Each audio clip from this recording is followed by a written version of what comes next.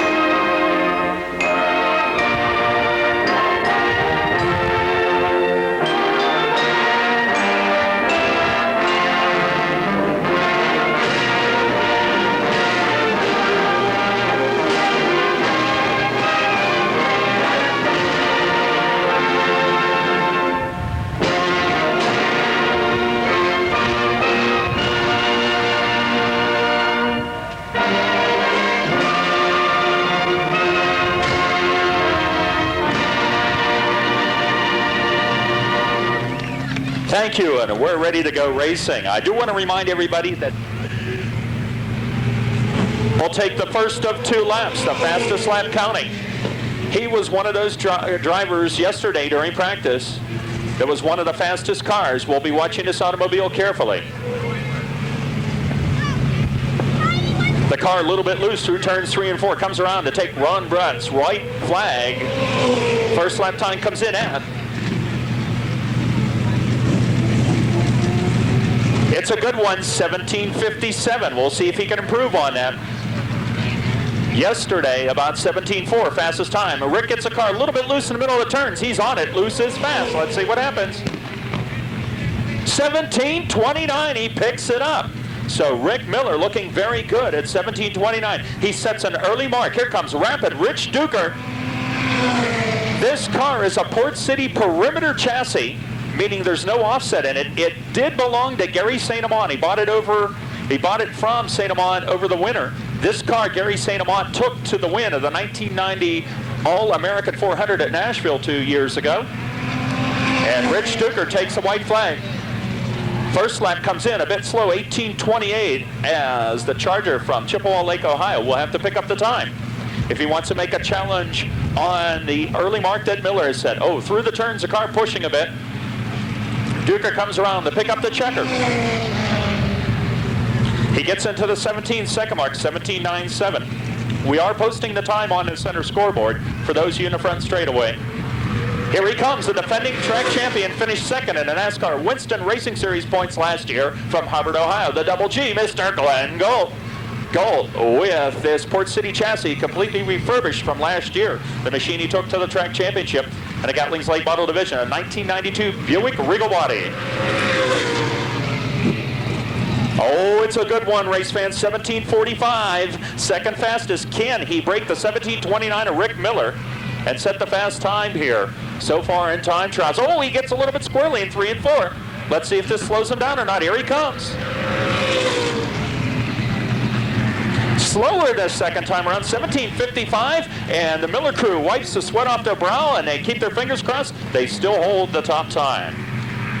You Mopar fans, here he is from New Philadelphia, Ohio, Lonnie Vaughn. Vaughn in the Chrysler Baron-bodied automobile. It is powered by 360 cubic inch Chrysler block machine. That motor, with help from Chrysler in Detroit and the technology, earlier in hot laps he was pushing First lap, way off the pace at 19:10. That automobile seems to have a push in it. He has 2 cars for his effort in 1992. This one is a home-built chassis. His other one is a Port City chassis machine. There you see the car slide up in the groove.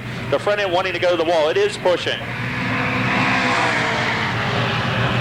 Well, he picks it up into 1869, but they'll have some work cut out this afternoon to get that car handling better. Now coming around to take the green flag from starter Ron Brutt. In the 77, it's the Hodge transmission. Ed Nicholson and Son Lumber's Brooks Oldsmobile machine of Bobby Henry out of Connellsville. Henry on the clock looking for this first lap time. Potentially he could be right there with Rick Miller. And last year's Gatling's 100 lap late model invitational, he was one of the faster machines. First lap comes in at 17.78. He will have to pick up the speed. It's Rick Miller at 17.29, followed by Glenn Gold at 17.45. Third right now would be Bobby Henry. Does he improve on it? Oh, he improves on it, 17.67. That's good for third fastest. Gold continues to be second fastest. Miller on the top. Here comes Rick Boyer. Boyer out of Blairsville, Pennsylvania. The coal miner with a brand new Port City chassis machine and a pace setter. 9-to-1 engine under the hood. Pace setter people involved with the Ray Baker engines last year, out on their own now. And Boyer with a familiar Mods Fruit Juice KFC sponsorship, picking up Vail Tech this year as well. 17.79 puts him at fourth fastest right now. We'll see if he can pick it up. He only needs to pick up about a 12 hundredths of a second to close in on your third fastest car, Bobby Henry. Here he comes out of turn 4. Checker comes out. 17.76. He picks up the speed, but still is not able to improve his positions. He remains fourth fastest. So the way we're setting up heat races right now, Bobby Henry and Rick Miller would be in the same heat as Chuck Kennedy out of Mars, Pennsylvania, takes to the track. And the Chuck Beam Ohm number 24. This is their Howe chassis machine from last year. They have a brand new Howe in the works for the 92 season, the debut later in the year. Here comes Kennedy out of 4. The car a bit squirrely. He's able to pick it up. 17.93, respectable time, his first time around on the clock. He was not here yesterday during practice. Let's see what happens this time around. Roger Watt Performance, Chuck Beam, sponsor 24. Holy smokes, 17.51, and he unseats Bobby Henry from third place. So Chuck Kennedy squeezes in there, the former dirt driver, takes over the position from another dirt driver, Henry. As we turn our attention to turns 1 and 2, to the number 23 of champion Pennsylvania's Danny White. White with a brand new Port City, or I should say the Port City chassis machine from last year with a brand new 1992 Thunderbird skin surrounding that chassis. 17.59, and he finds himself now in the fourth position. White is in the fourth position. Can he improve on that? He's bumped Henry back to fifth. How about that one, race fans? 17.35, you Ford fans. He's just unseated Glenn Gold from second fastest and tucks in there behind Rick Miller. So, Danny White now second fastest. Here comes the charging one from Hopewell, Pennsylvania. He was one of the faster ones in practice yesterday. The Twin County Chevrolet dealers, Scanlon Clinic, Cooney Cole Automobile, charging Charlie Cragen. Biter Brothers crew wrenching this automobile. Last year's Port City chassis machine with a Drame Racing engine. 17.65. Can he pick up on that time? That puts him just 200ths of a second faster than Bobby Henry. Cragen finds himself fifth fastest now. Here he comes, working through 3 and 4 in that Drame-powered 1992 aluminum-bodied automobile. 17.28. He takes the fast time, race fans, at this point in the event. 17.28. Charlie Cragen has come up and beat by 100th of a second over Rick Miller to unseat him for the fast time so far. Out on the track right now from Jenners, Pennsylvania is Barry Audi in the Stoystown Auto Record 75. It's a brand new Port City chassis machine for him. First time. A good one race. Oh, I thought it was 17. That's 18.39. Pardon me. You'll have to pick that up a little bit.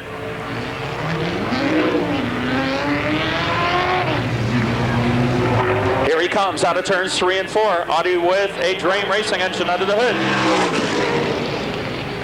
18:27, and they have their work cut out in the handling department for Audi, who's a strong runner here at MOTORDROME, to pick up the speed. Here comes a driver that could make a threat to that pole position from Doylestown, Ohio, and McCall's Auto Service Fast Racing Engine 65. It is the Iceman, Tim Ice. Ice and a Howell chassis machine. The Fast Racing Engine's under the hood. First lap time comes in at 17:55. Ice is right in here, but he'll have to pick it up. Ice in the top 5. This is his first time racing in 1992. Yet the race out in Ohio, where most of the tracks have not opened yet. Through turns 3 and 4 to pick up the checker. 17:56, a bit slower, not able to challenge for that point position. It's Cragen, followed by Miller, White, Galt, and 24 Kennedy, your top 5 right now. On the track under the green from Wheeling, West Virginia, it's Gary Gellner, not numbered, but that car will be 22. This is a Howell chassis machine that he purchased off of Ken Imler last year. Look closely, you'll see Imler's maroon interior on that automobile. 18:05, the first time for Gellner. Gellner, the traditional shoestring effort driver from West Virginia, has been able to just make his racing efforts continue year after finishing in the top 10 weekly throughout Western Pennsylvania. 17:67, a vast improvement, puts him in to the top 10.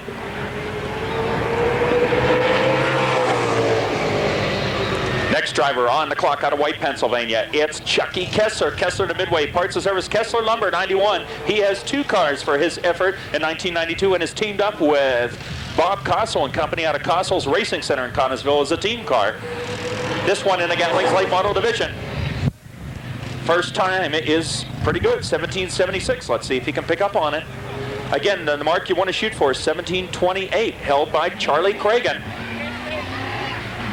Here comes Kessler out of turn 4. The checker drops and the time. 17:60, he picks it up, but still not up there to make it into the top 3. You got to be under 17.6 to make it into the top 5 right now. And on the clock, a gentleman who, if we had such a thing as a hard luck award, he would have received it last year. They went through almost 3 race cars in just a dismal season. In most cases, the situation was a victim of circumstance. Let's hope 92 fares better for him. And the Valvoline, the Club 76 from Pittsburgh, it's Dave Wade. 18:24 for Wade. Wade was here practicing yesterday, not really getting on it hard, as he was telling me in the pits. They were just trying to see if everything was panning out in the automobile. This time around, out of turn 4. They've changed the sheet metal on that car to aluminum body this year after running a Grand Prix last year. 17:80, picks it up a bit, but still 0.02 of a second off of finding a top 5 position. A former 4-cylinder dirt and asphalt driver who made a debut last year as a rookie in the Pro Stock division now has moved up to the Gatling's late models for his rookie season. Out of McKeesport, Pennsylvania, it's Marion Reno in the Butch Schaefer owned 96. Marion Reno spent many a track time here in the 4-cylinder division and then later in the Pro Stocks during the 91 season. Reno comes around out of 4, first time. 18:57 for the driver who's really getting a feel for what it is to drive one of these high-powered automobiles. We'll see if he can pick up the speed next time around. Down the front straightaway, picks up the checker. He picks it up, but not good enough to get into the top 10. 18:25. Rapid Robert Arseberger from Millburn, Pennsylvania. The Arseberger Trucking 26. Port City chassis machine from last year with a brand new 1990 champion in this division at MOTORDROME in Jennerstown last year. Here we go, going for 10 laps. The first race of the year, 92 at MOTORDROME, the Green Dynamo Raceway. Into turns 1 and 2 on the low side. Under the yellow line is Dunbar trying to break out with lead. Oh, problems there with Pat in the middle, running second. Arseberger getting the worst of it, draws back to 4th place position. And here comes Cole. Cole moves into the WBSC 68 machine. He gets the close in on the back bumper of Pat. Number 70. Oh, Pat way out of control. And the Tiger Pub and M&S 70 has Kevin Frost, and he's holding up. 2 hard charges behind him. Here comes Hartzenberger. He dives under the low side of the 68 of Cole. They run side by side, fender to fender, and then battle for third. Directly behind Pat's automobile. Gilbert Pat never racing on pavement before. Pressure behind him. Look at Hartzenberger. Threading the needle under him. Oh, he's right behind the back bumper. Take a look in the rearview mirror. The machine is comb his hair. He's that close. Here comes the 68. Now Cole's not going to come back on the low side of Hartzenberger. They continue that wheel-to-wheel battle for third. Cole takes it right over here. Oh, the old Cross to the third. All those gentlemen have been battling for second place position. Cross was closed in on this battle. He is way off to the races for the 07 of Jeff Dunbar. Here comes Cole. He makes a daring move to the low side. But they get together. Look out! Oh, it's the loose over there to avoid incidents. Here we go. It's up to Dunbar. Once he treads on it, he'll command the green flag. Green sign from Ron Brunt, and we are racing.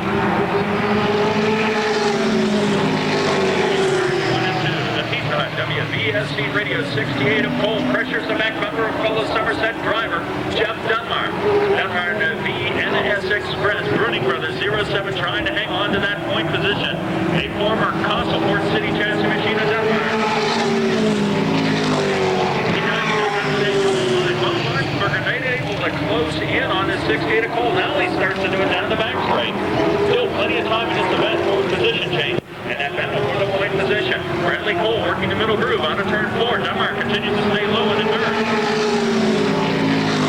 One and two, Jeff Dunbar hugging that line and separates the pavement from the grass. And now he stretches it out by 3 cars. Into the pits comes Greg Vasco. Problems on the Bob Massey Lincoln Mercury Toyota Thunderbird body machine, and he brings it ever slowly down. On lap 6. Smoke continues. Above Hartzenberger, perhaps he's having problems with cars running on the body of that automobile, but it doesn't spell to be a good omen for Hartzenberger, and it shows as he cannot close in on his one to turn 1. See that right front fender leans into that tire. Cuts a line of smoke into the air as that car probably needs some suspension stiffened up on it. Meanwhile, this battle for the lead continues to be Cole, trying to close in on Dunbar. Dunbar continues hanging that low line, and Cole working the middle groove to the back straightaway. Hartzenberger's car still smoking from the right front as we close in on the white flag. 1 lap remaining. Here comes Cole. He's getting impatient, looking to the high side of Dunbar, but Dunbar not eliminated to the white lane. They work into turns 1 and 2. Dunbar slows down. Cole begins to close as they exit out of turn 2. Now Dunbar has the horses down the back straight. Working into 3 and 4. Here comes Cole. He closes another car lane, another one, but he's going to run out of time. The checker will unfold over Jeff Dunbar in the 51st time. Fourth to Costa and a very distant fifth to the newcomer, former drag racer Gilbert Pat in the 70.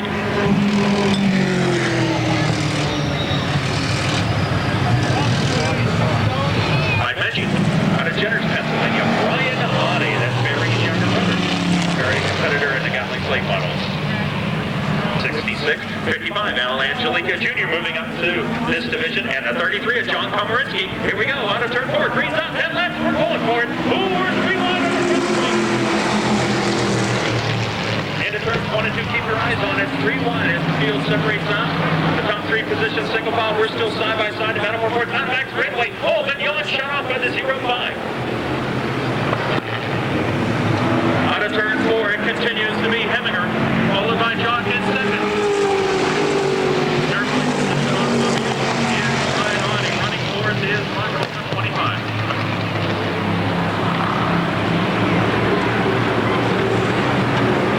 We work into turns 3 and 4. Look at Heminger on the point position. Jock trying to close in on him. Mike Heminger showing some real power here. First time out in this division. Battle shapes up for the 4th place position. Here comes McDonough. He goes to the left side of 25 McCormick. Coral smoke out of the right rear of the Valley Truck Service 25 machine as uncharacteristically he falls back behind in his pace.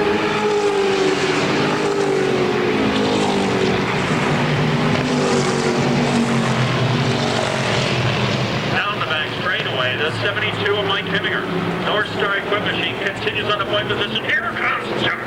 Jock shot out of a cannon, closes right in on the back bumper and starts to edge his name in the back bumper. Oh, Mike Henniger's automobile. On behind him after push pair. Trucking over Jock, looking for racing room down the back straightaway. The Stoys Town, Pennsylvania vetter dives to the low side of Hemminger. Hemminger closes the door on him in 3 and 4. Out of turn 4, Hemminger dirt tracks the automobile, holds on. To that position as they push into 1 and 2. Jock tries the low line down into the yellow. Not able to close in on him. As this now continues for the lead. Brian Audie continues to close up. Rick Jock is sandwiched by 2 rookies. One in front in a point position, Mike Hemminger, and behind him in third, Brian Audie. Ken McDonough running fourth. Second year competition as we turn our attention to turn 2. The battle for the lead. Here comes Jock down to the left side of Hemminger. They run wheel to wall from the front. With the one and a back into turn 3 and 4. Jock dives down to the low side. Hemminger hangs it up high. Here comes Rick Jock out of turn 4, and he wrestles away the lead. On that step, Black Specialty. B&T Trucking 74. Rick Jock now separating himself by a car lane over Mike Hemminger. Both drivers Hemminger not to give up, tries to close back in on the back bumper of Jock, cannot do it. 2 laps to go. Last year's division with Network putting just about everything in sight. It was only Rick Jock. Oh, we've got a problem, a big one. Big time out of 4. What had happened there was John Komarinsky and the 25 of Bob Coral getting together. Coral's car getting crossed up. Komarinsky with nowhere to go, just trying to get by, and the right rear quarter of his grabs Hemminger, the rookie, and behind him another rookie, Brian Audie in this division. Here we go, green flags out, we're racing. John stays on it, dirt tracks that automobile in the middle of the turns and is able to separate by a car length and a half down the back straightaway. Here comes Ken McDonough in the Mid-City Racing 95. McDonough, same automobiles last year, sporting new sheet metal on that car. Looks to the low side of the automobile. He dives down. Turn 1 and 2. And oh, something coming off Aaron's car, turn 1. We saw this, and now there's problems out of 2. Yellow comes out for debris in the track. Danny Barron's car had been smoking, and it dropped. It looks like, well, let's get the binoculars on it. Looks like in the street stock division. Behind him, another pure stock graduate, Alan Angelico Jr., the mob man in a 55. Here we go, green's up, and we're racing. Working into turns 1 and 2. McDonough trying to make the efforts work to the outside. Now tucks in behind the back bumper to 75 of Brian Audie. He looks to the low side, down the long back straightaway. They dive into turns 3 and 4.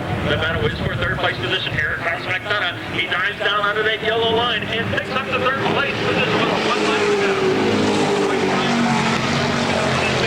Continues to be Rick Jock, followed by Mike Hemminger. A distant third is McDonough, who's just picked up that position. 3/4 of a lap to go. Here comes Hemminger, now trying to close in on Jock in the battle for the lead. This time around, Ron Brutt will unfold the checker flag. It goes to Stoys Town, Pennsylvania's Rick Jock, followed by Mike Hemminger. And McDonough, 75 of Brian Audie. And running up to 55 is Jason Vignon in the 66.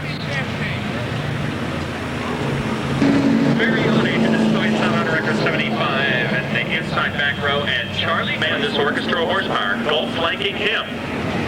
Should be a very fast 10 laps. Here we go. Start to run, looks him over. Up to speed, and Ice gets sideways with real problems. The green's out. Well, reactions behind Tim Ice by the 30 of Rick Moore and the 75 Barry. Put them back at Charlie Craig and says, look what I found. Meanwhile, Glenn Golding, American title on Trap 32, continues to haunt the back bumper Rick Miller. Bobby Henry in this is the third. Super up high. Here comes Williams. Turns 1 and 2. Miller hold on to the lead. Golf by 2 cars behind him in second. Charge and Charlie Craig on the move. He dives to the low side of Rich Duker. They work into turns 3 and 4. In the middle 4, the 4th place position. Craig comes up with it. Here comes Ice. Ice is quickly in. Fifth place position. The Iceman dives to the low side of Rich Duker. Cragen goes under the 77 of Henry. They battle for third, and here comes Cragen wasting no time in that Drain Park Port City Chassis machine. He finds himself running second. Is on the move. Charging Charlie Cragen trying to close in on Gulf. Here comes the Iceman. He battles for 5th place position under the 4 of Rich Duker and makes it in there with the McCall's Auto Service pass.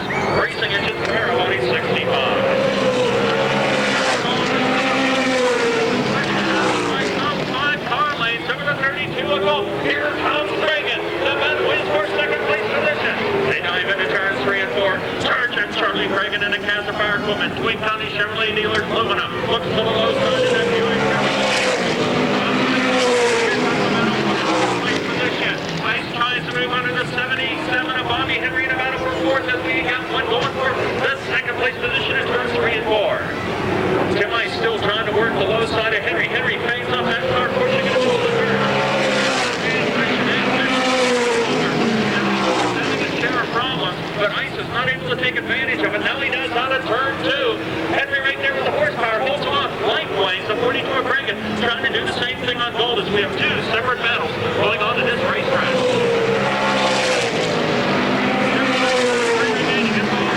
On the point position. Here comes Ice again on Henry. Henry way up high out of turn 2. The Iceman works up to the low side there. Fender to fender. They time into turns 3 and 4 in this battle for fourth place position. Ice still works the low side of Henry.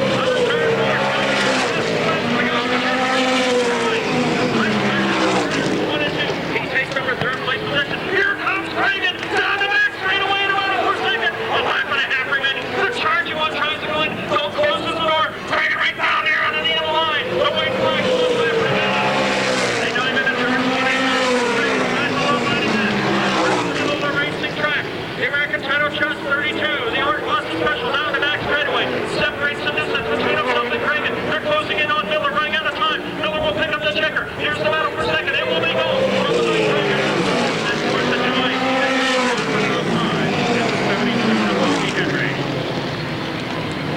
So, race fans, the 19 of Rick Miller, the 32 of Glenn Gold, 42 of Craig, and 65 of Ice, and 77 of Bobby Henry. Outside of him, a rookie in this division, Marion Reno, making the graduated step from last trial. We're ready to go for 10 laps. White looked impressive in time trials. So did Kennedy. Don't count him out. The former driver. Here we go. Green comes up. We're up to speed and racing. And the turns 1 and 2. Almost trying to squeeze it 3 wide there momentarily. And Danny White comes up with the top position. Kennedy's crashed up. Oh, he's still crashed up. Does a beautiful job of hanging on to that automobile. Chuck Kennedy with very limited asphalt experience has shown some tricks. Together at 1 and 2. Now it's Kessler who's crossed up trying to get control of that automobile. Gary Kellner has to get on the binders. Likewise, the 76 and 8 Wade is direct 4th and 5th respectively. It's all Danny White on the point position. Desperately trying to close up to the back cover of the Midway Parts and Service Consoles Racing Center. Kessler number 91 as he worked down into turns 3 and 4. It's still Danny White on the point position. White in there. High-powered Ford City chassis. Machine continues by 2.5 car lengths over the Howell chassis machine of Chuck Kennedy, the Morris, Pennsylvania driver. Kennedy in his 3rd year of very impressive. Rookie season at Jennerstown. And now he begins to close in on Danny White down the back straightaway. Those 2 automobiles distance themselves from the 3rd place runner, the 91 of Chuck Kessler. Here comes Kennedy. He ties to the low side of Danny White. Danny White is the star. Market 23 down the straightaway. It looks like Kennedy has the advantage. And look at this pass for 3rd. Wheeling West Virginia's Gary Kellner, a low-budget racer, moves into the 3rd place position.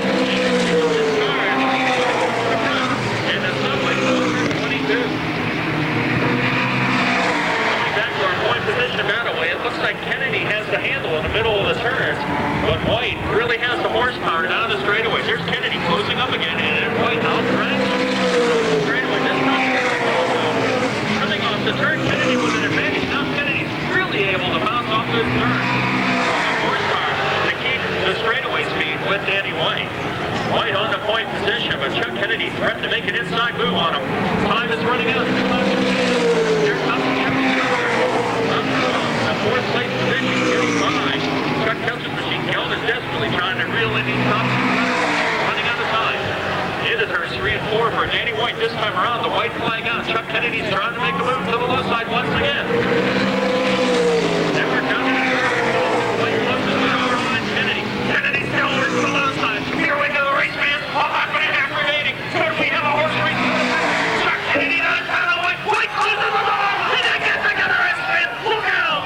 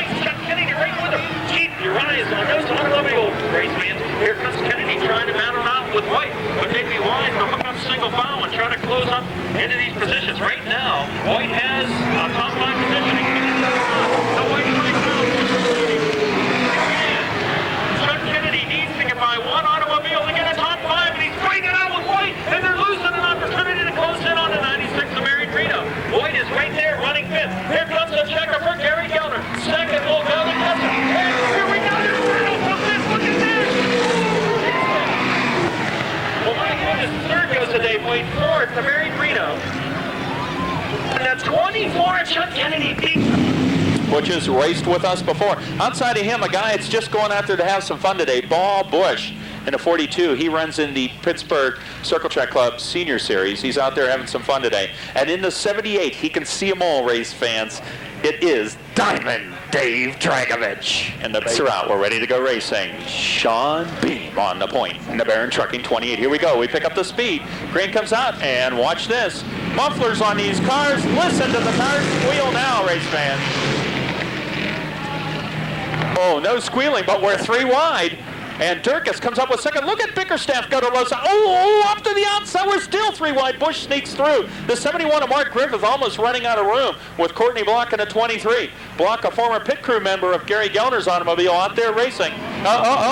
Easy down the front straight. Paul Bush out of shape.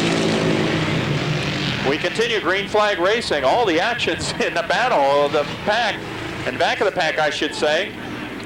It continues to be the 28. Of Sean Beam stretching this lead out over Durkis in the 87. Jimmy Bickerstaff Jr. continues all by himself in third. Fifth is Paul Bush. And look at this battle for a second. Oh, look out of turn 4. Are we going to run out of room? Oh, I think we have bumpers. No, we. Oh, look at that. Griffith and the 23 of Block hooked bumpers. And Griffith actually sheared his bumper out like a can opener.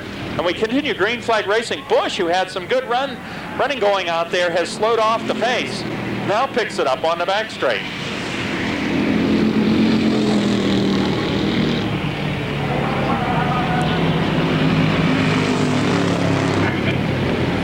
And Bush will make it into the pits. Diamond Dave Dragovich taking it easy out there. He'll see himself go a lap down in his heat. And the big sprinting 78 as Sean Beam, a sophomore driver in this division, continues stretching out his lead over Durkis. Jimmy Bickerstaff runs all by himself in third, and these 2 guys battling it out for 4th place position. Griffith and the 23 of Block, having their share of problems a couple laps ago, continue running now all by themselves out there in their respective positions.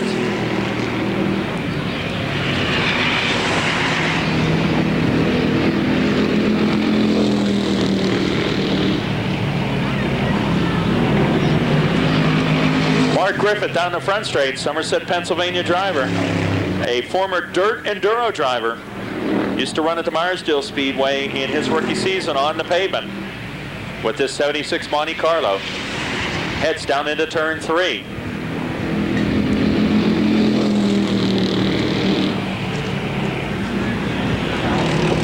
Distant second place runner Butch Durkis in the 87. Check this out, race fans. Those of you in 3 and 4 can hear it now. When he comes down the front straight, the white flag's on. I got a Hoover vacuum cleaner at home that makes more noise than this car. Man, is that quiet. Okay, the white flag remains out. Oh no, Griffith is putting an engine out to lunch. Or something has come loose under the hood of that automobile. He wisely pulls it to the inside of the racing service. The checker will come out. Picking up the checker will be Sean Beam. A distant second of Butch Durkis. Third will go. Oh no, the oil out there, and Bickerstaff does a slide for life. Ooh, come on, Jimmy, get over there. Yeah, that's it. He'll still finish third, folks. I love on the outside retaining wall. He smacked it hard, but he worked all night to get the car ready. Chris Kokenauer out of Somerset. Outside of him. And the number 3 is Terry Flowers. 1 is Dave Burnell. 00 is our lone female pilot, Kim Pagley. The 32 machine as we get ready is George Nick. Hello. And the 77 is Doug Shawless.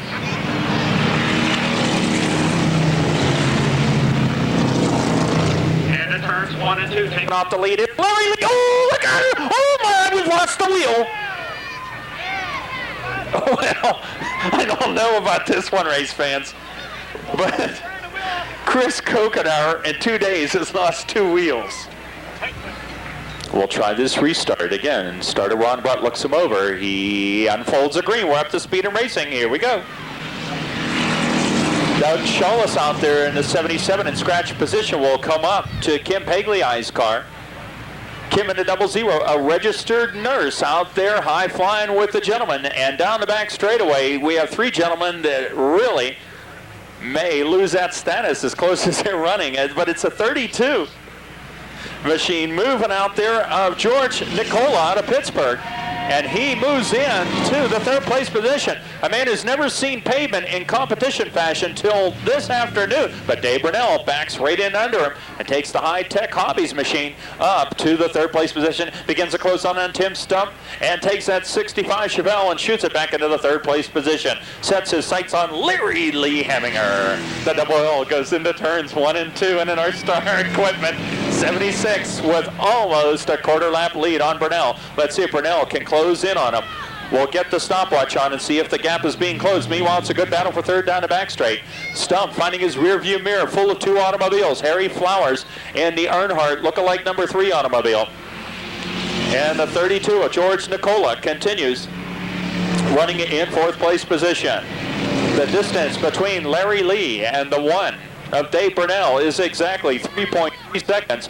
We'll see if Brunell can close the gap on the senior Heminger here racing this afternoon. He is closing it. It's down to 3-1. Here comes the battle for third in turn 3. Watch it. Ooh, hang on to it, Tim. Trading sheet metal out there between Stump and the 65 and Nicola in the 32. Keep your eyes on this battle. It's an old Chevelle fighting it out there with a Thunderbird. Getting that interval between first and second.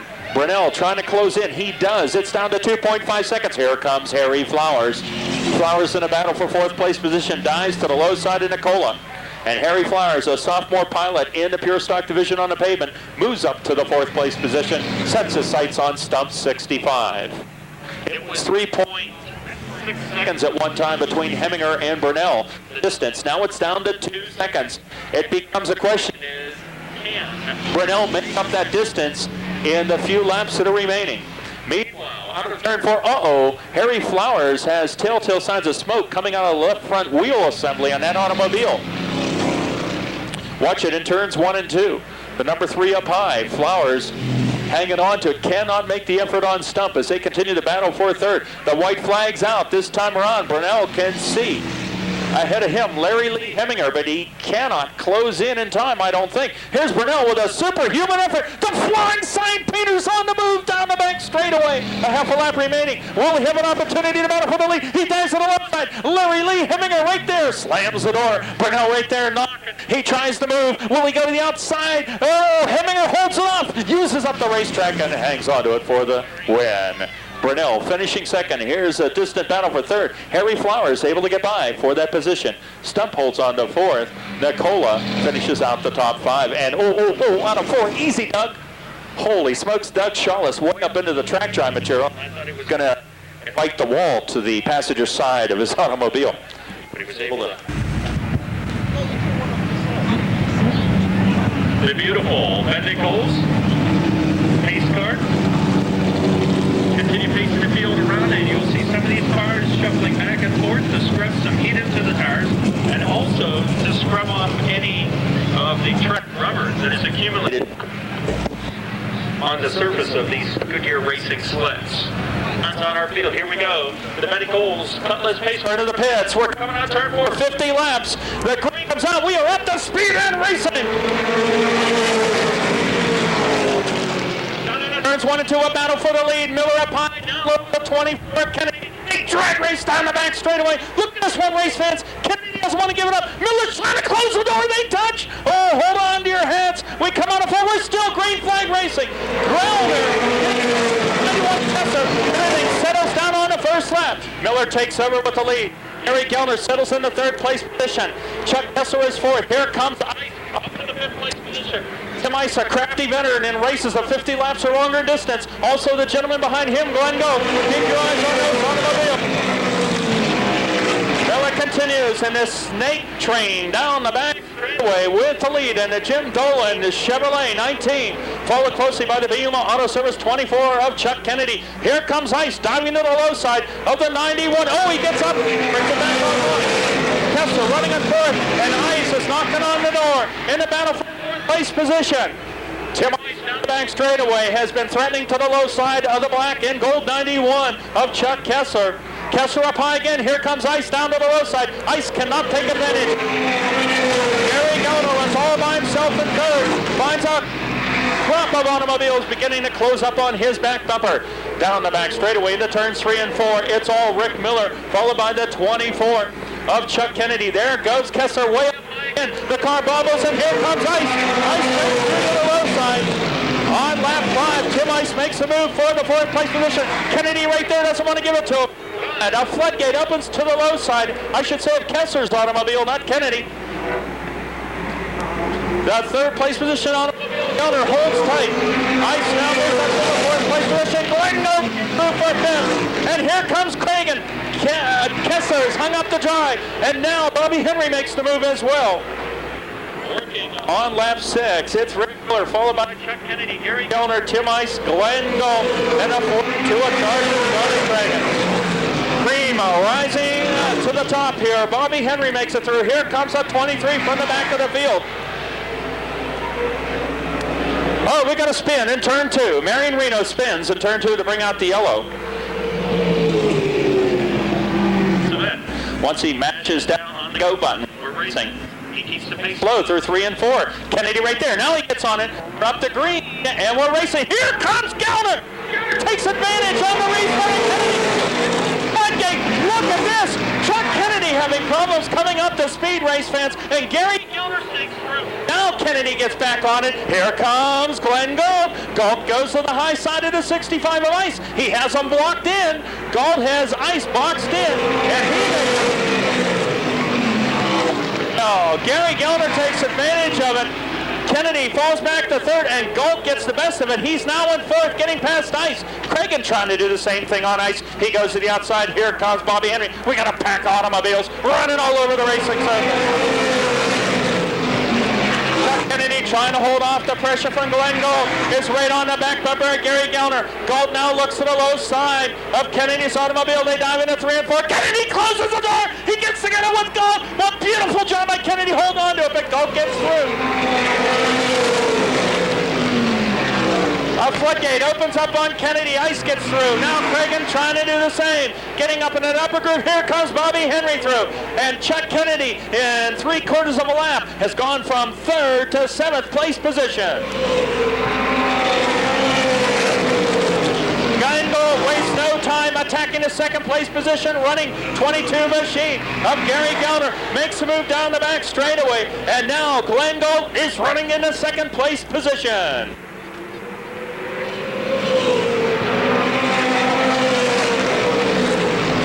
A battle shaping up on the track for 4th place. Tim Ice, who normally looks very impressive this afternoon, seems to be having some handling problems, and the fast racing engine 65 is holding off the hard charging Charlie Cragen. Cragen goes to the outside of Ice's automobile, cannot make the move. Ice's car all over the racetrack. Tim Ice's car remains squarely on the racing surface. Gellner likewise doing the same as the 42 of Cragen tries the high side on Ice. Meanwhile, Rick Miller's car continues to hold on to the point position, but Glenn Gold looks like he may be closing. Into turns 1 and 2, Charlie Cragen working the outside of Tim Ice down the back straight. It's the best battle on the track. Currently working in 3 and 4 for the 4th place position. Ice hangs on to it. Both Rick Miller and the 32 of Glenn Gold, those automobiles look like they're both pushing up to the middle turn. Now Miller sits real good in 1 and 2. Glenn Gold not able to close the gap. Down the back straightaway. We'll get a time on it and see if Gold is closing or losing distance on your point position automobile of Miller. 1.12 seconds the distance separating Rick Miller from Glenn Gold. 1.12 seconds is the distance of your 1st place to 2nd place position machines. Glenn Gold is closing the gap on Rick Miller. It's down to 0.9 seconds. Gold has dropped it to 0.78 seconds, and you can visually see it now. Glenn Gold has thrown the fishing line out, hooked the back bumper, Rick Miller's automobile, and begins to reel them in. Meanwhile, we have a great battle going for 3rd. Ice goes to the high side of Gary Gellner's automobile. Gellner trying to hang on to the 3rd spot. Here comes Tim Ice. They work into turns 1 and 2. Lonnie Vaughn goes a lap down with the Chrysler machine. Handling problems plaguing him all afternoon. The battle for 3rd continues in turns 3 and 4. The Iceman looks to the outside of Gellner. Vaughn's ahead of him. The lapped automobile directly in front of Ice. We have a spin by Bobby Henry. Bobby Henry in turn 4 spins the automobile. They just spin Bobby Henry all by himself in turn 4. No other cars involved. Work continues on automobile, but the green will come out. Let's see what happens on this restart. Miller gets on it, holds off Galt, and now Ice and Gelder battle for third. Galt closes up to the back bumper of Rick Miller. They dive down the back straightaway. Here comes Glenn Galt, side by side with Rick Miller, and Galt shoots through and takes the lead. Here comes Miller. He tries the low side on Galt again, cannot do it.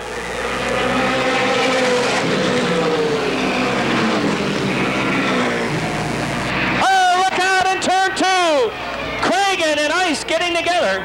An intense battle there. The save will be strong at the end. Here we go. Galt commands this orchestra. Hits on it out of four. Green's out in. We are racing. Here comes Gelder. Gelder tries the low side. Not able to charge. Charlie Cragen on the move. The charging one trying to work to the outside of Gary Gelder. Like a rocket ship down the back straightaway. Cragen moves to the outside of Gelder. Settles in behind the back bumper of Rick Miller. Cragen's a man on the move. They're checking the car out of turn four. High line hands up. That battle. And he moves into the third place position. Charging Charlie Cragen, working through the paces, moves up the third, sets his sights on Rick Miller down the back straightaway. Now the 23 of Danny White trying to do the same. On Gelder's automobiles, they battle for the fourth place position. Chuck Kennedy coming alive as well. White's up high, here comes Kennedy down low. Look at the top three automobiles hooked up in a battle. We've got a flock of them up there battling for first through sixth place position. Here comes Kennedy. Galt is not running away with this thing. Glenn Galt finds Rick Miller right on his tail. Charlie Cragen right there. Here comes Miller, race fans. He dives to the low side on Glenn Galt. Unbelievable. It looked like Glenn Galt might have run away with it, but now it's Miller's turn to haunt the back bumper of the Orange Blossom Special. Out of turn four, Charlie Cragen right there as well. Cragen dives to the outside. Glenn Galt, the winner, has all kinds of pressure behind his back bumper. Down the back, straight away, the double G hanging on to it by a mere car length over the 19 of Rick Miller. Charlie Cragen sits up high watching these two drivers fight it out amongst themselves.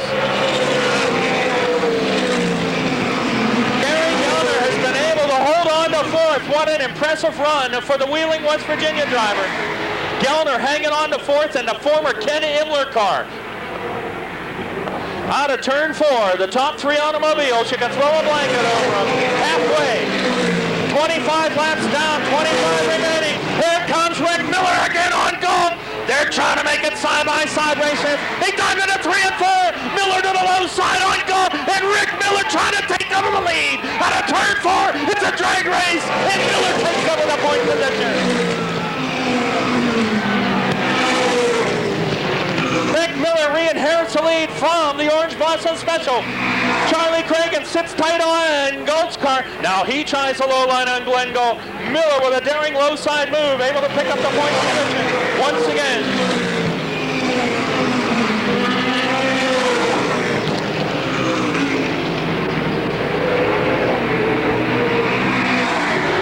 Rick Miller holding it by just a mere car length. Glenn Galt not letting him run away with it.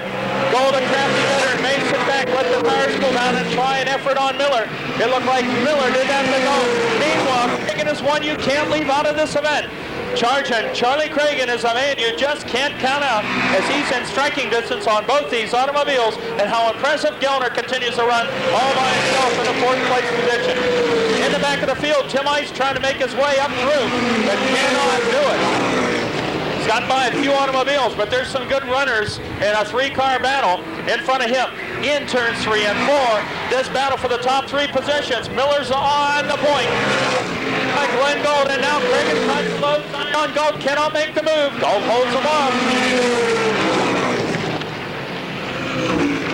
Down into turns 3 and 4, Rick Miller on the point position. Glenn Galt trying to close in on him. Here comes a charging one.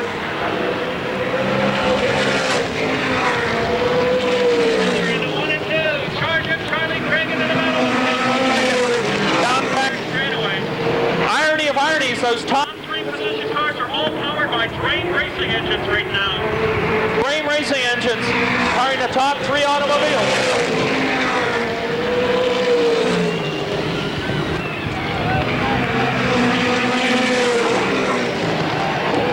Here comes Cragen. Cragen dives to the low side of the 32 ago, and the charging one comes up with second, race fans. That flag comes out for Lonnie out of the group. My goodness. On lap 32. Charlie Cragen gets by Galt for second place position. And now Cragen sets his sights on Rick Miller. Charger, Charlie Cragen closing up to the back bumper. Miller's car sliding up high in the middle of the turn. Cragen may have the hot setup right now as we get into the latter half of this event. Cragen down low. Miller holds up Galt, watching the battle unfold in front of him. Charlie Cragen dives to the low side on Rick Miller. Miller desperately trying to hold on the lead. Here comes a charging one down the back straightaway. It's about a foot of lead. Side by side, wheel to wheel. Cragen muscles his way down the low side and takes over the lead.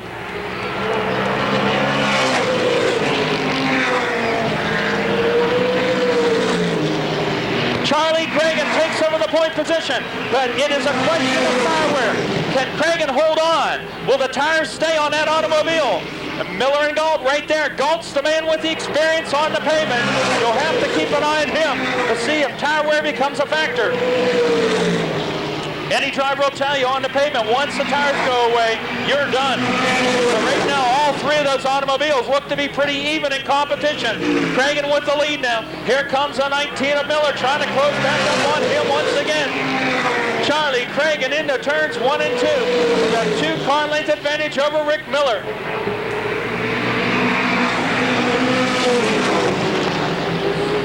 Working through 3 and 4, the Twin Counties Chevrolet dealers, Scanlon Clinic, Chasm Fire Equipment, 42 of Cragen. Begins to stretch it out ever so slightly over Rick Miller. On the back straight, Cragen stretching it out by 4 car lengths. Now here comes Miller again. He begins to close in. Galt sitting back there comfortably watching this battle.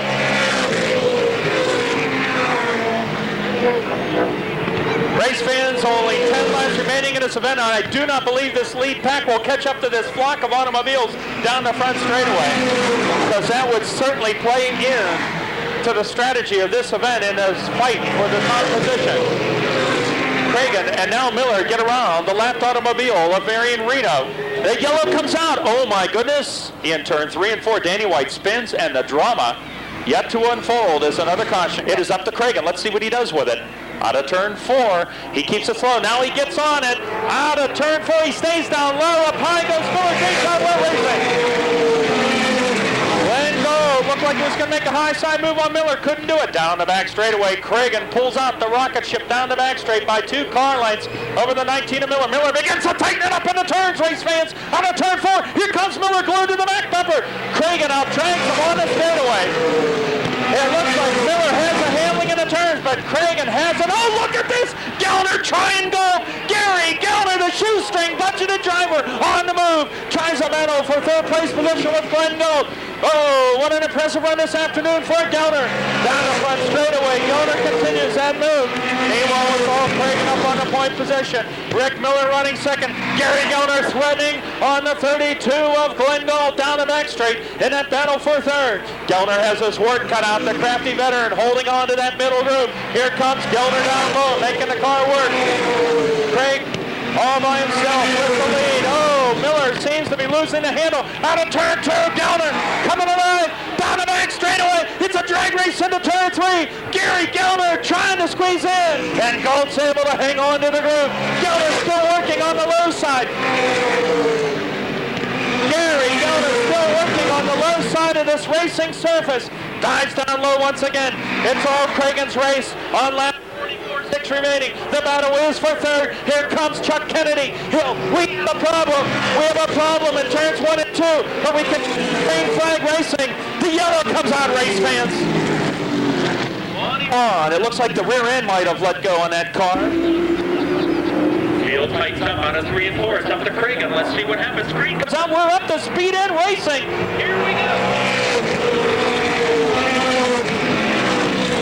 Cragen onto that lead. Here comes Gellner. Trying to make that move on. Gold again. Down the back straightaway. Going into turn 3. Gold hanging to the 3rd. Gellner still hooked up in that low side. Gold working the middle of the racetrack in the battle for.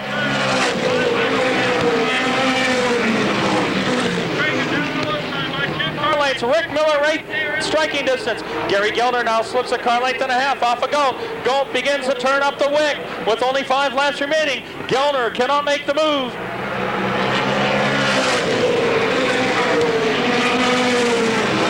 Now Rick Miller begins to close up on Cragen.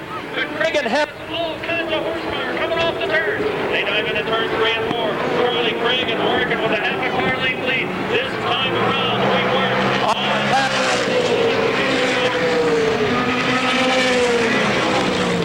Low side on Glenn Gold. Rick Miller trying a desperate move to reclaim the lead. He lost it earlier in this event to Gold, and now he's lost it to Cragen. Back on lap 35, and he's still trying to get it back. 2 laps remaining.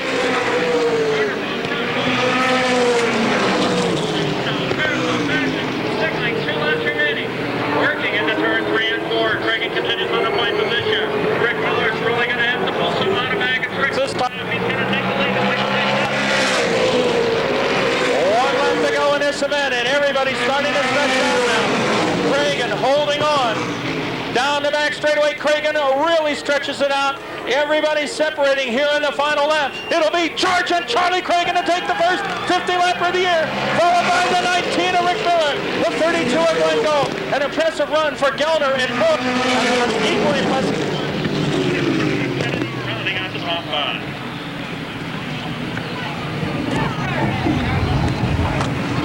Charlie Cragen, winner of the first of 550 lap invites here. Coroner Doc Scanlon present to congratulate Charlie as well as the Biter brothers crewing on this car. A very impressive run for the charging one. Taking the lead, I should say, on lap 35 from Rick Miller. Miller finishing second. Glenn Gold onto a strong 3rd place finish. What an impressive run. In 4th place for Gary Gellner. And equally impressive in 5th place is the 24 of Chuck Kennedy. Barb Shimko from Gatling's Auto Stores presenting this trophy to Charlie Cragen in this Gatling's Late Model Invitational.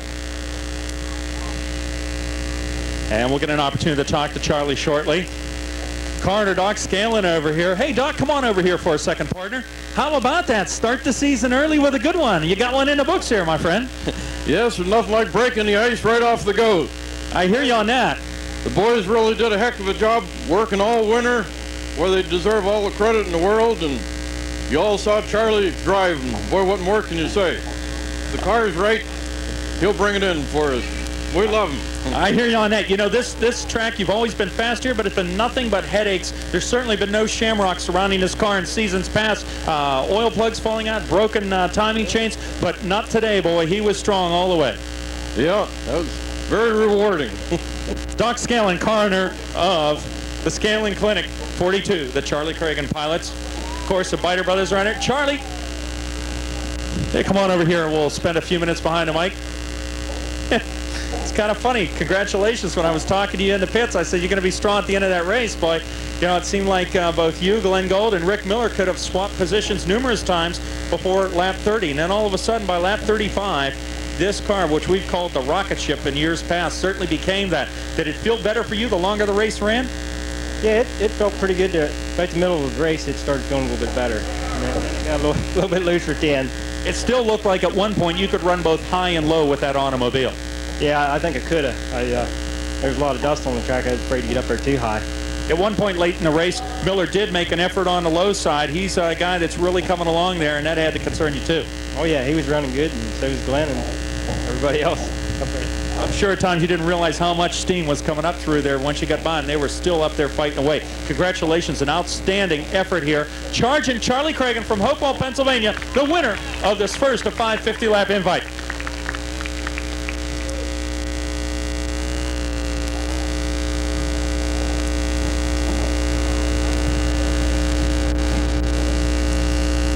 I saw Bill Krause in the pits. He tells me his beautiful as we get ready for the green.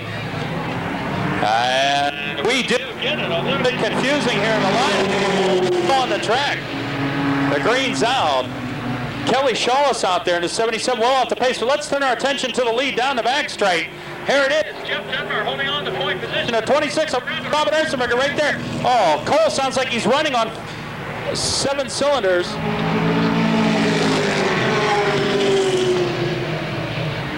those two automobiles, both Cole and the 77 of Shaw's, having mechanical problems, are running one lap and going into the pits to get some points. Meanwhile, the battle for the lead, it is Jeff Dunbar on the point position. Rapid Robert Arsenberger directly behind him.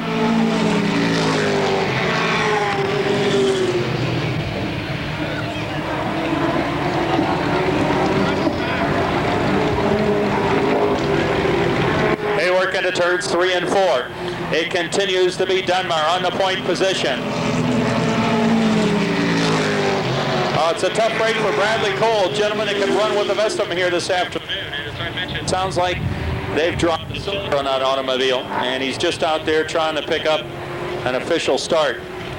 Out of turn 4 continues to be Dunbar. Dunbar hooked up in this BJ's Express machine. Oh, Arsenberger smoke. Remember, we talked about it earlier in the afternoon. That right front fender, there seems to be smoke pouring off that tire. I don't know if that's coming out of a header, or as I mentioned, a fender might be rubbing on that. They would have probably cut the fender away if that was the case. It might be a header pipe having a problem. There it goes again, but it still looks like when that chassis settles from the angle I have up here in the press box, you can clearly see that right front fender just come down on that Goodyear racing sled. It's given Dunbar an opportunity to stretch it out by 5 car lengths. Dunbar, what can you say about a guy that's raced street stocks and then comes into this division and already becomes a man, a marked man as far as one able to capture checkered flags? As we come on forward, it continues to be Arsenberger running second, Bob Kossel in third.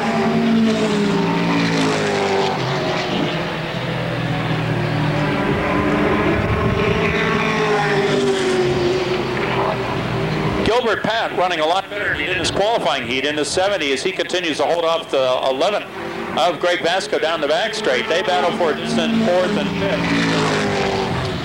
All by himself with the lead continues to be Dunbar, setting the pace in this field. No contest so far. Early in this event, it looked like Arsenberger was going to try to make a low side move on him after he got under Kossel's automobile. Bob Kossel, oddly enough, has not been able to close in with that beautiful Oldsmobile body. Port City chassis machine on the 26 Arsenberger. Kossel 2 years ago was a man you couldn't touch in this division. Has found ample competition coming into it, and today finds himself running in the 3rd place position.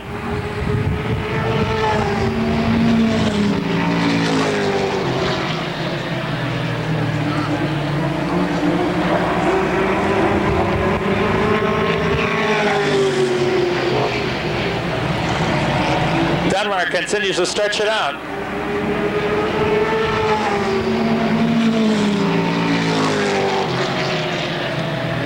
Continue to see smoke pour off the right front of the Arsenberger Trucking 26 Ford Thunderbird body Port City chassis machine. But Bob Arsenberger has not slowed down as Kossel cannot close up on his back bumper.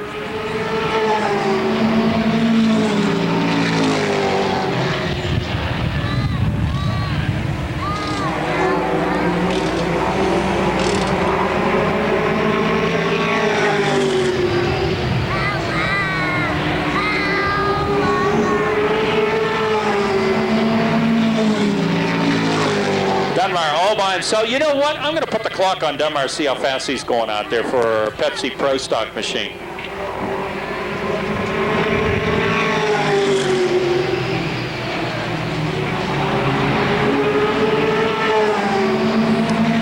Dunbar has certainly found the handle on that car, the way it's going right through those turns. That car looks very true. It isn't either pushing or oversteering. Look at this. On the front straightaway in this battle for 4th, Pat holding off Vasco as Vasco's trying to close in on him. Oh, Dunbar not bad out there. Jeff Dunbar just turned an 1850 late in this feature event for the Pepsi Pro Stocks. That car is probably capable of running right in the 18-second bracket, looking very good out there.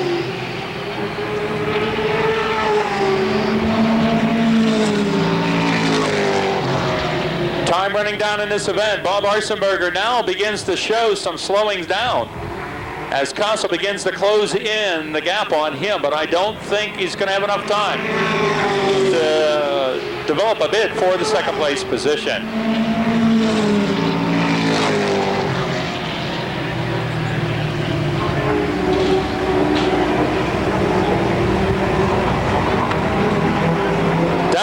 come up the lap, the 5th place automobile shortly.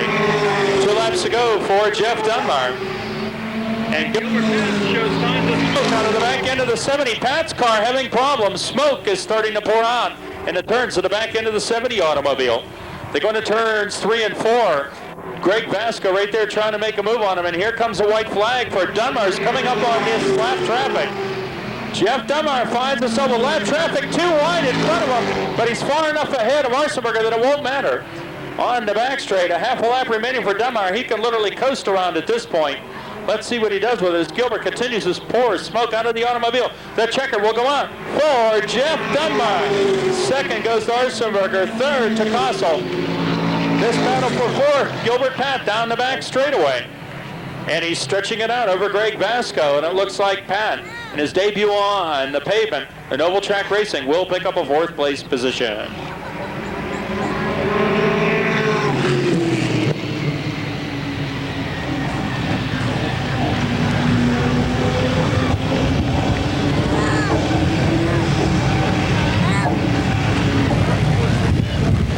Last year was no surprise into victory lane for this driver from Somerset in the street stock division, but in the Pepsi Pro Stocks, thought it'd be a different story. On opening day, it certainly isn't.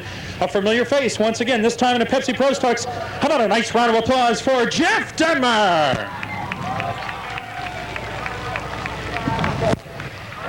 A guy that literally claimed ownership Of the street stock racing in Western Pennsylvania in the pavement in a 1991 one season comes out and shows that he will be a force to be reckoned with. in 92, Running in the Pepsi Pro Stocks throughout Western Pennsylvania. this season.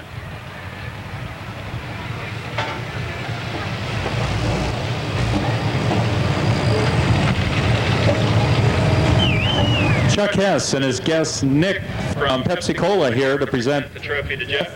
Have a little hole in the tire and he lost the air. Otherwise, it looked like he had the race won. Incredibly. Jeff, congratulations into victory lane. This is a familiar sight all last year, but a different division. We were talking about earlier, how in the world do you jump into a new car and just start to become a force to be reckoned with? That's unreal. Well, I tell you, these guys got this thing working so good, I believe anybody could drive it. So if you can come in and tell them what to do, and they have their own idea of what to do, It just seems it's worked like a lock. you folks, and getting things working out right. Yeah, it all has to work together. Are you going to yeah, I was going to ask you, you turned an 18.5 late in that event. That's not too far off a good late model time. You've got another car. Will we see you try? Some late model stuff later in the year. Yeah, we're I going try a couple. See. How about that, race fans? He's we're going to try some late model racing. Jeff Dunbar from Somerset. Somerset. Congratulations. On the win. And Pepsi Pro Stock Division.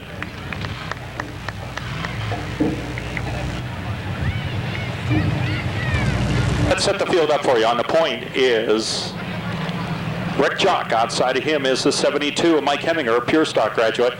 95 running is Bill Schneider and a Gary Wilchot ride from last year. The green comes out. We're up to speed and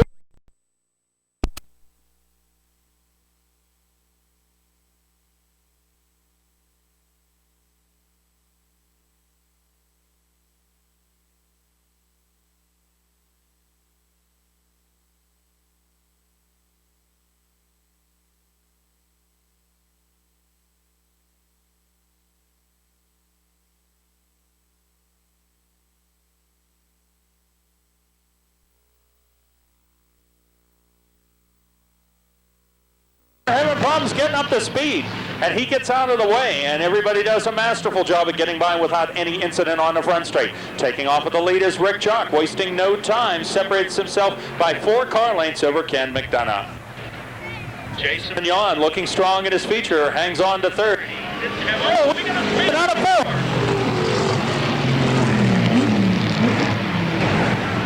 4. Bill Schneider in a look. to the B&T Trucking 74, Rick Jock. Outside of Heminger. Let's see if Heminger can pick up the pace this time. He had problems on the last start. Here we go. Now things look good. Oh, Heminger has problems. Brian Audie almost ruins the automobile again with nowhere to go. That's where that damage to the right front of the Rose number 75 has come on the previous start. Heminger this time stays right up there, hangs on to the 3rd place position. Jason Mignon in the 66 is holding in 4th in that Buick body machine. On the turn 4 down the front straightaway. Here comes Heminger right up to his back bumper.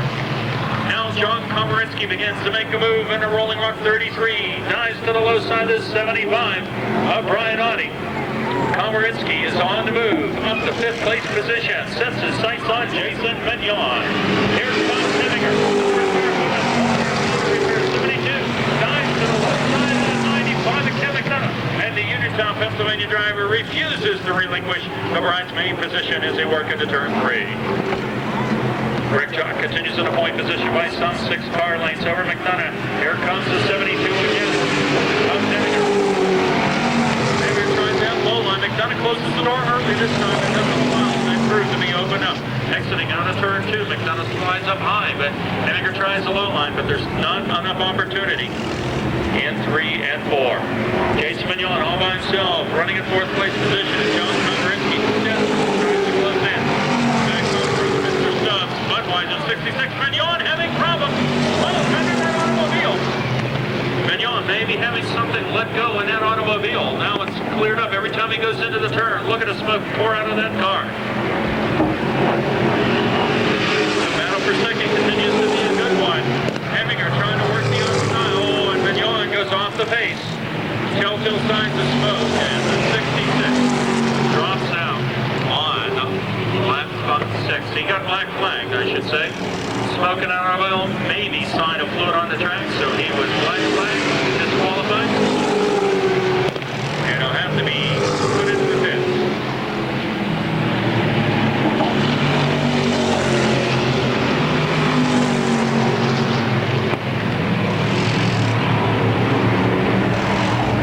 Now in the front straightaway, it's all Rick John, the Lloydtown, Pennsylvania driver.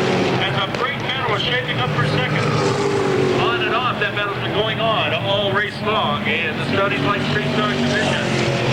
Heminger losing that back bumper. McDonough now he tries to make a move. McDonough closes the door on him at turns 3 and 4. Working out of 4, Heminger still trying down low line of McDonough. You know, they move in drag race. And 1 and 2 very close together.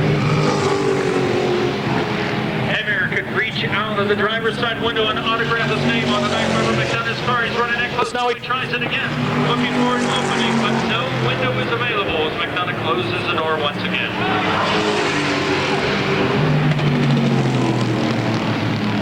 And we've got a spin by John Komarinsky in 3 and 4 to bring out the yellow. On lap through turns 3 and 4. Let's see what happens. The green comes out. We're up to speed in racing.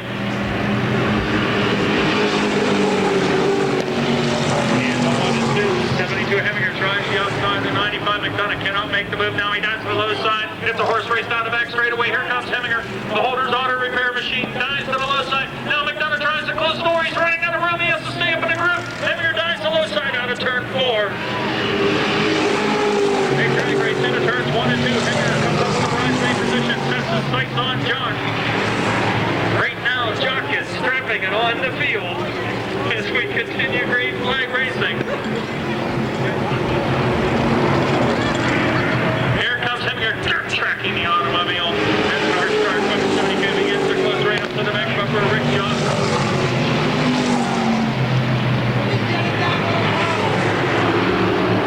On the back straightaway, a great battle shaping up for the point position. Time is running out. 5 laps remaining in this event. Jock finds his hands full. Here comes Heminger, a rookie in his division, challenging the veteran Rick Johnson. Mike Heminger, after a successful season in pure stocks, moving up and on opening day in the Studies Light Street Stocks, makes a bid for the lead. Jock slams the door on him. Time is running out, and it's a tooth-and-nail battle in point position. Heminger tries again. Jock does not give him the opportunity, and McDonough hanging right in there. The black flag comes out for Alan Angelique Jr. as that automobile is smoking. There's the battle in 3. Not able to make the move as Heminger, as Jock holds on to it. This time around, 2 laps to go for Rick Jock. They dive into turns 1 and 2. Heminger right there in the back bumper. It's a personal 2-car battle with a lap and a half to go on the back straight. Heminger dives to the low side. Jock closes the door once again. They work out of turn 4. This time around, the white flag unfolded by your starter, Ron Brush. Heminger dirt tracks the automobile.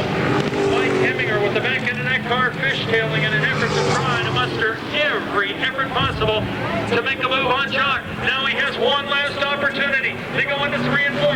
Jock cuts the low line. Heminger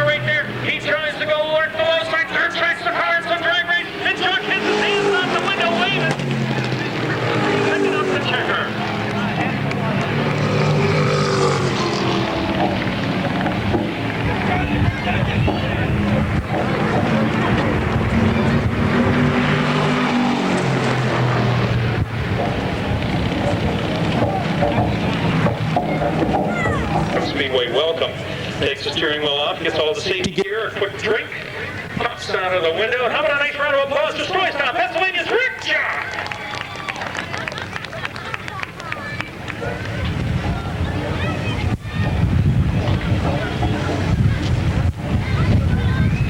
Black Specialty Service, Bush Beer, Launch United Beverage, BT Trekking Automobile, Rick Jock into victory lane in his first Stoney's Light Street Stock Division event of the 92 season in MOTORDROME. Terry Means from Jones's Brewing Company joining into Victory victory lane celebration with Rick, and we'll get Rick's impression of the event. Final event lining up in the infield, the Pure Stocks race here at MOTORDROME under the NASCAR Racing Series points. So this 50 lapper this afternoon for the Gatlings League one will tune up for that. So we want to see you back here next Sunday. I know a number of competitors will be coming out with more automobiles, and we've already got a slew of talent. We're looking forward to that. Well, Rick will link his way over here, and we'll get his impressions on some things. First of all, Rick, congratulations. Good run. It's nice to start the season off like this. Were you aware of how much pressure you were getting from Mike Hemming there in the last couple laps? No, I wasn't aware of it at all, but after practice day yesterday, I knew they were going to be tough all year. I'm not going to have a cakewalk at all. Well, you know that. There's you and Jeff Dumar spent a lot of time running tooth and nail last year, but there's so many people improving in this division. One in particular, Jason Mignon, who happened to fall out, but he's a man to reckon with too. So you have your work cut out for you. You can say that again. I just hope to keep the car in one piece and keep taking a couple more of these home. Okay. All right. The MOTORDROME Speedway Victory Lane stickers. Congratulations, Rick. Nice round of applause for Rick Jock out of Stoystown in the Black Specialties, North Star Equipment, Holders Auto Body, Bush Beers, Launch United Beverage Machine. And Davey Elson lookalike car outside of him. And our Star Equipment 76 from Stoystown, Pennsylvania, Larry Lee Hemminger. Second generation driver Jimmy Bickerstaff Jr. in the inside, second row outside of him. 42. And 78 is Diamond Dave Dragovich. The green comes out, and we are at the speed and race day.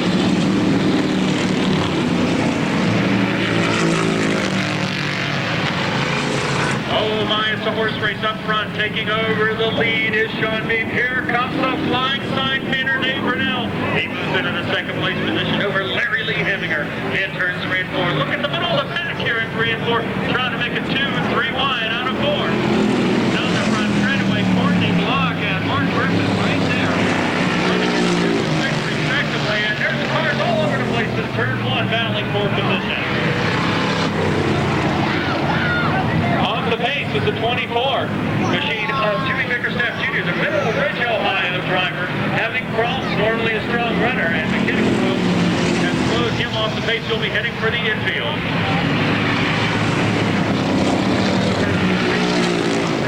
The 28 of Sean Bean, the 1 of Dave Burnell, and the 76 of Hemminger. They continue working through turns 3 and 4. And then a squad of automobiles from 4th place on back.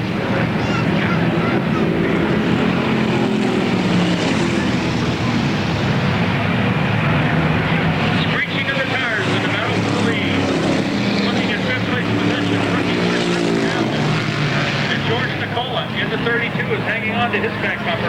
Oh, way up high goes Kim Pagliai. The registered nurse way up near the wall. And look at this, she opens it up and the low side is Judy. Oh, holy smokes. Judy Charlotte's muscling her way down to the low side of ball one. Out of turn 4, go, long go. Judy Charlotte's there. Hanging on to it.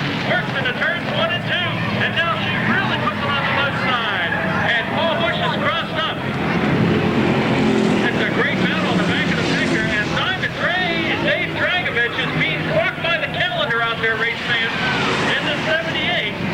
Holy smokes, we continue this wild battle.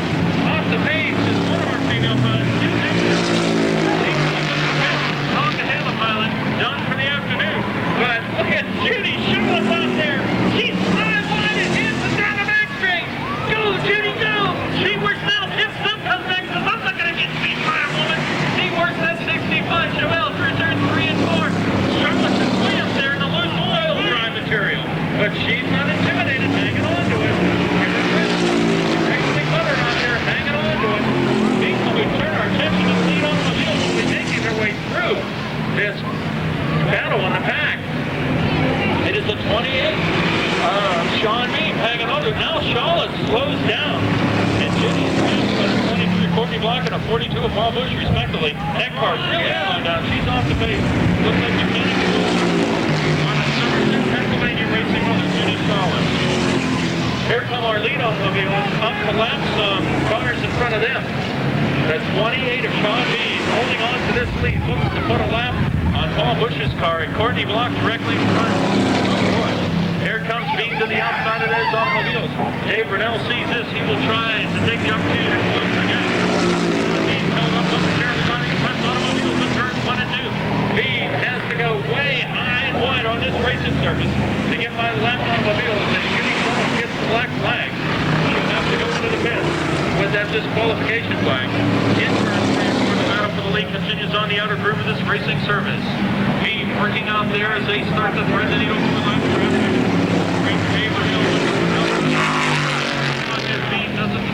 Automobile. Look at this battle in turn 3, side by side to 71, and Griffith into 32 of Nicola. Nicola hanging on to a full grip. The battle for the lead is not tightening up at this point. That distance still separating Sean the Bullet Bean between him and the flag time winner. He is about 8 more lanes, and it's remained that way through the race. Meanwhile, Larry Lee having her begin to close up on the back bumper of the Greensburg sign painter Dave Brunell. It's all Sean the Bullet Bean. Heminger now is making a race out of it for a second spot on lap 12, 3 remaining. Here comes Heminger. He closes up to the back bumper of Dave Brunell. They work down the back straight away. Heminger and the North Star equipment. 76 trying to make a move on Brunell's automobile. The high-tech hobbies. 77 Monte Carlo Brunell. Holding on to second place position. It's all Sean B. And it's 74 Ford Torino, the Barron Trucking sponsor automobile. In turns 1 and 2. The point position runner on lap 13. Down the back straightaway. Here comes the battle for second. Larry Lee Heminger goes to the inside on Dave Brunell. And Heminger making a serious bid for second place position. The father of the race stock driver Mike Heminger has taken over the bridesmaid position. The white flag up for your lead automobile, Sean B. B will be going through some traffic to the high side of Griffith's automobile and then coming up on George Nicola. Sean B in control from the back with that 74 Ford Torino out of turns 3 and 4. He will